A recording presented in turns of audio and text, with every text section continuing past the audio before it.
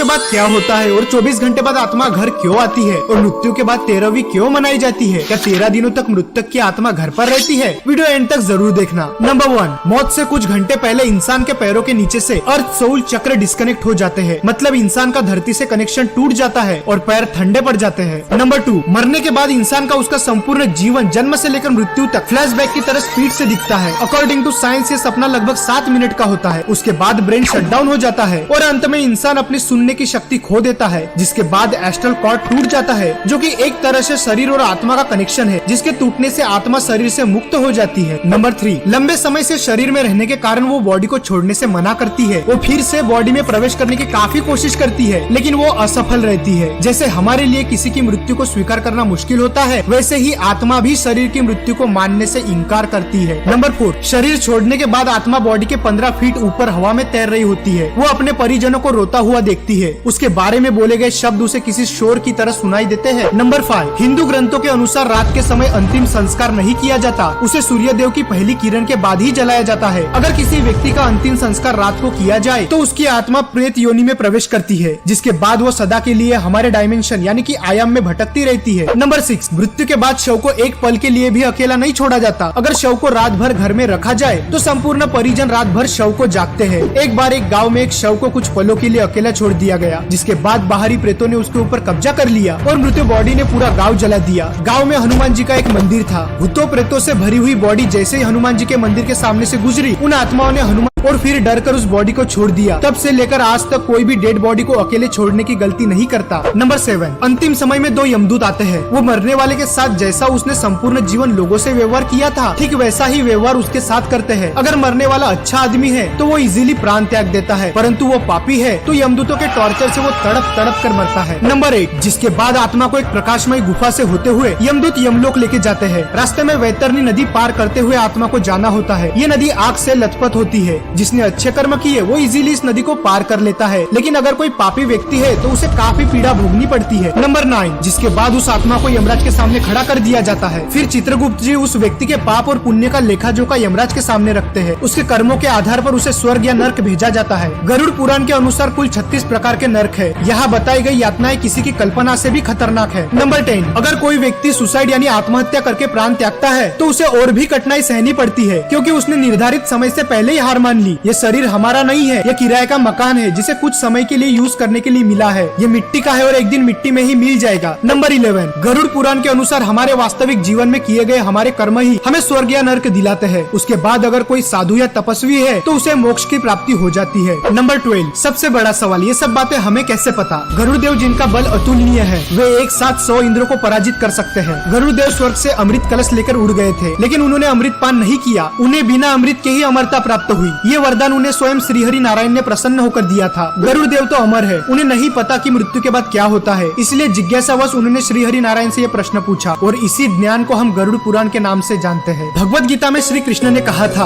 आत्मा न तो पैदा होती है और न ही वह मरती है, वो तो सिर्फ वस्त्र की तरह एक शरीर से दूसरे शरीर में प्रवेश करती है। मृत्यु तो केवल शरीर की होती है, आत्मा की नहीं। ये जीवन मृत्यु का चक्र यूं ही चलता रहता है, इसीलिए don't die before you are dead, मरने से पहले कभी मत मरो। अंतिम समय में राम नाम सत्य है इसलिए कहा जाता है क्योंकि वही संपूर्ण जीवन का सार है। श्री राम ही सर्वश्रेष्ठ है, वही सत्य है। अगर वीडियो पसंद आए तो वीडियो को लाइक और चैनल को सब्सक्राइब जरूर कर देना। नेक्स्ट वीडियो कौन से टॉपिक पे चाहिए कमेंट में जरूर बताना। The soul has to go back home, back to the Godhead, and the way that's going to happen if the soul agrees to engage all of his psychophysical energies and his whole heart in the performance of sneha samyukta harinam sankirtan. मृत्यु के बाद क्या होता है और 24 घंटे बाद आत्मा घर क्यों आती है?